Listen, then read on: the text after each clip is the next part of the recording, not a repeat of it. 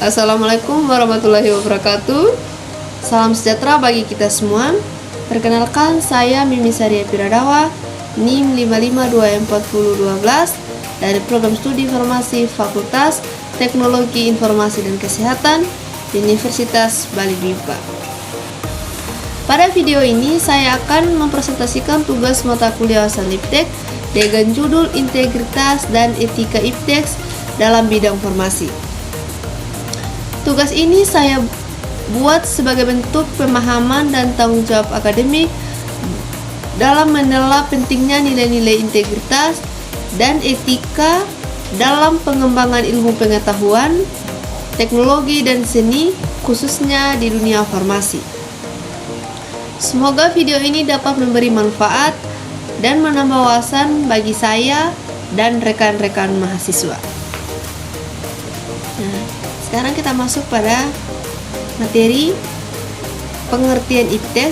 IPTEK itu merupakan singkatan dari ilmu pengetahuan, teknologi, dan seni yang mencakup seluruh aspek pengetahuan dan keterampilan yang digunakan untuk memecahkan masalah dan meningkatkan kualitas hidup manusia. Dalam bidang farmasi, IPTEK itu digunakan untuk penemuan dan pengembangan obat, penerapan teknologi produksi dan distribusi obat, serta pelayanan kefarmasian yang aman, efektif, dan efisien.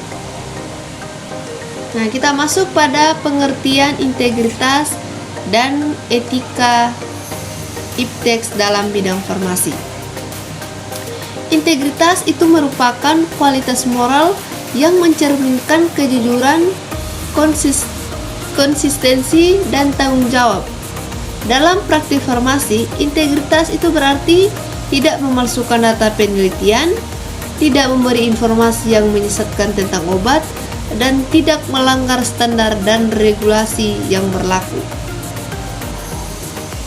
Nah, etika itu merupakan seperangkat prinsip moral yang menjadi pedoman dalam bertindak. Etika farmasi itu mencakup 3 hal. Yang pertama, menjaga rahasia medis pasien. Yang kedua, memberikan pelayanan secara adil dan tidak diskriminatif. Yang ketiga, menolak praktik yang merugikan pasien seperti penjualan obat ilegal atau kadaluarsa.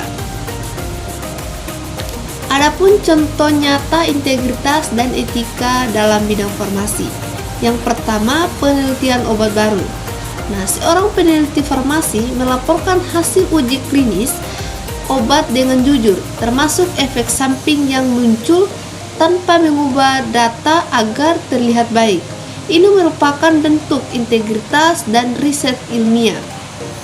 Yang kedua, menolak permintaan obat tanpa resep. Seorang apoteker menolak memberi antibiotik kepada pasien yang tidak memiliki resep dokter, meskipun pasien memaksa atau menawarkan imbalan. Yang ketiga, menjaga kerahasiaan pasien. Data dan riwayat pengobatan pasien tidak seberluas atau oleh tenaga farmasi sesuai dengan kode etik profesi. Yang keempat, tidak menjual obat kadaluarsa. Seorang apoteker secara rutin memeriksa masa kadaluarsa obat dan menarik obat yang tidak layak edar meskipun ada potensi kerugian. Yang kelima, menghindari plagiarisme. Mahasiswa farmasi menyusun laporan ilmiah dengan referensi yang jelas dan tidak menyalin hasil karya orang lain tanpa izin. Yang terakhir, mematuhi cara pembuatan obat yang baik untuk memastikan keamanan mutu dan khasiat obat yang diproduksi. Adapun akibat jika tidak menjaga integritas dan etika.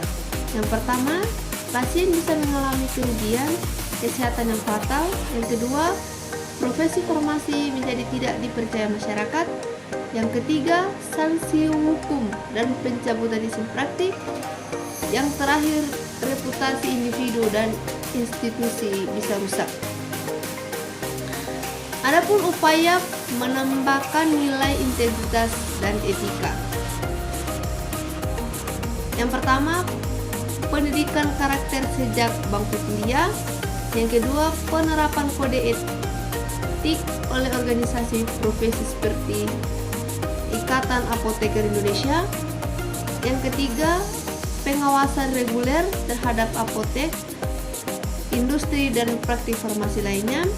Yang terakhir, menjaga pengembangan budaya akademik dan menghargai kejujuran dan organisasi. Dari pemaparan di atas, saya dapat menyimpulkan bahwa integritas dan etika merupakan dua pilar utama dalam penerapan IPTES di bidang farmasi. Farmasi itu merupakan ilmu yang sangat mulia karena berkaitan langsung dengan keselamatan manusia.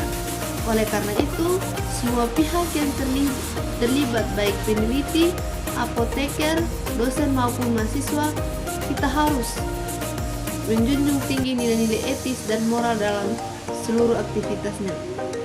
Kita sebagai mahasiswa farmasi di Universitas Bali BIPA, saya menyadari pentingnya menanamkan sikap bertanggung jawab, jujur, dan profesional sejak dini, karena kelak di tangan kita keselamatan dan kesehatan masyarakat akan menjadi tanggung jawab yang benar, yang besar. Demikian tugas ini saya sampaikan, semoga dapat bermanfaat dan menambah wawasan kita semua. Wassalamualaikum warahmatullahi wabarakatuh. Terima kasih.